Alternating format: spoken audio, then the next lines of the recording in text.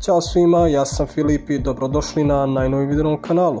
Danas sam htio pričati o novoj hero karti koja je upravo došla u TCG i sa sobom nosi toliki hype da je ljudi upoređuju sa Dragunom, a mnogo njih je smatra čak i boljom od Draguna. Reč je naravno o karti Destiny Hero Destroyer Phoenix Enforcer i u ovom videu ćemo pogledati šta ova karta radi, kako se igra i naravno ćemo ju uporediti sa Dragunom da vidimo o čemu je ovdje reč. Karta je sasvim solidna i bit će veoma popularna u narednim formatima, tako da je pametno znati kako Phoenix Enforcer funkcioniše i kako je možete igrati, to jest igrati protiv nje, tako da ostanite uz mene u ovom videu.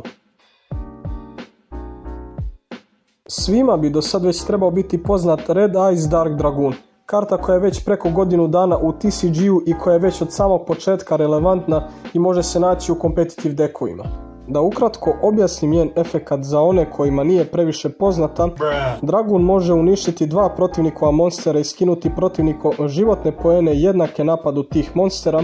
Također ima i jednu omni negaciju koja mu može dodeliti trajni attack boost. Ovi efekti se mogu upotrebiti svaki potez iznova.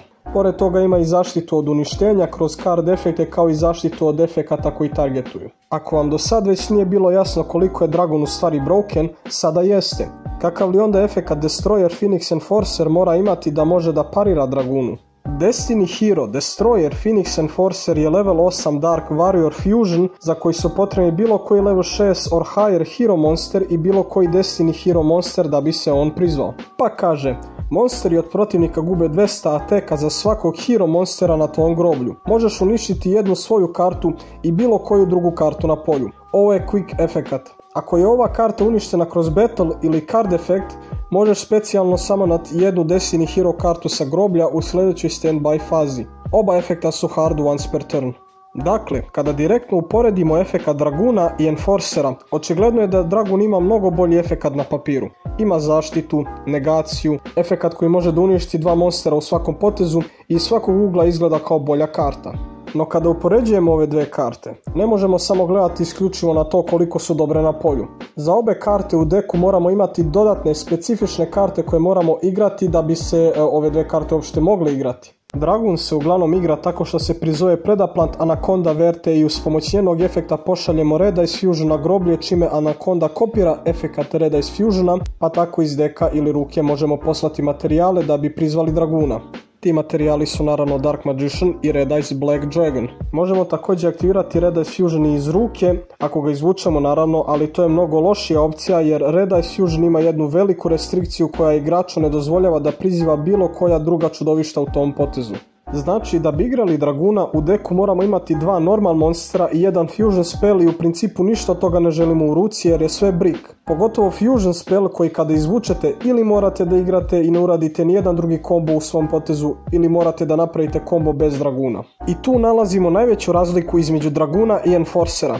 Fusion spell koji se koristi za Enforcera je mnogo bolji. Fusion Destiny je fusion spell karta koja će se najviše koristiti za prizivanje Enforcera. Ova karta se i bez Enforcera već često koristi u hero dekovima, ali je sada posmatramo kao neku generic kartu koja bi se igrala u raznim dekovima kao što se do sad Red Eyes Fusion i Dragoon igrao u raznim dekovima. Efekat Fusion Destiny kaže: prizovi jedan fusion monster iz ekstra deka koji traži Destiny Hero monster kao materijal, koristeći monstere iz ruke i deka kao materijale, ali ga uništi tokom end phase sljedećeg poteza. Također do kraja ovog poteza ne možeš special summonat monstere sem Dark Hero monstere. Možeš aktivirati samo jedan Fusion Destiny u potezu. Dakle, Fusion Destiny možda zvuči kao Red Eyes Fusion i kao da nema tu velike razlike, ali razlika je stvarno velika. Prvo se mora napomenuti da obe karte imaju restrikcije koje vam ne dozvoljavaju da prizivate, ali dok Red Eyes Fusion ne dozvoljava da prizovete bilo koji drugi monster u potezu kada aktivirate tu kartu, Fusion Destiny ne dozvoljava da special summonate bilo šta drugo sem Dark Heroja nakon što se karta aktivira. Što znači da bi vi u principu mogli da odradite ceo svoj normalan kombo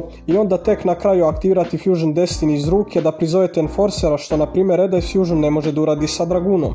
Tako da je Fusion Destiny sasvim solidna karta i da se ima u ruci, a donekle je čak i bolje aktivirati je iz ruke nego upotrebiti je kroz Anacondu jer su vam za Anacondu potrebna dva monstera na polju kao i 2000 životnih poena da bi se aktivirao njen efekat. Savršen dokaz za ovo je OCG format koji ima Enforcera već neko vreme i tu ljudi često igraju i 3 kopije Fusion Destiny jer je karta prosto toliko dobra. Moram naravno pomenuti da Fusion Destiny uništava monstera kojeg je prizvao tokom sljedećeg end phase-a, ali je to za Enforcera potpuno nebitno jer Enforcer može sam sebe da prizove u sljedećoj standby phase. Pored mnogo bolje Fusion spell karte, za Enforcera imamo i mnogo bolje materijale na raspolaganju. Tu se uglavnom koriste Destiny Hero Dasher i Destiny Hero Celestial. Oba imaju efekte koji se mogu upotrebiti na groblju. Dasher može samog sebe da special summona sa groblja kad izvučete monstera, a Celestial može banishat sebe i još jednog Destiny Hero monstera sa groblja i to vam daje da vučete 2 karte, no ne možete imati druge karte u ruci kada aktivirate ovaj efekat. U svakom slučaju je cela poenta da materijali Enforcera nude dodatne efekte dok su materijali Draguna prosto najobičnije vanile. Sada kada smo uporedili sve elemente Draguna i sve elemente Destroyer Phoenix Enforcera, koja karta je zapravo bolja? Čak i sa svim brikovima imati Draguna na polju je po meni i dalje bolje od Enforcera. Dragun je prosto one card army. On sam na polju često može biti dovoljan da vam dobije ceo game. Ipak ne možemo zanemariti nevjerovatan consistency koji Destroyer Phoenix Enforcer nudi. Dragun je daleko od nepobedive karte. Jednom kad ga uništite, on će uglavnom ostati uništen, dok će Enforcer biti trn u oku svakome ko igra protiv njega tokom celog duela, jer će se on iznova vraćati i zloupotrebljavati svoj sopstveni efekat. Ovo je u principu debata o tome da li neko želi igrati slabiju kartu koja zahteva manje brikove ili jaču kartu koja pak zahteva par očajnih brikova.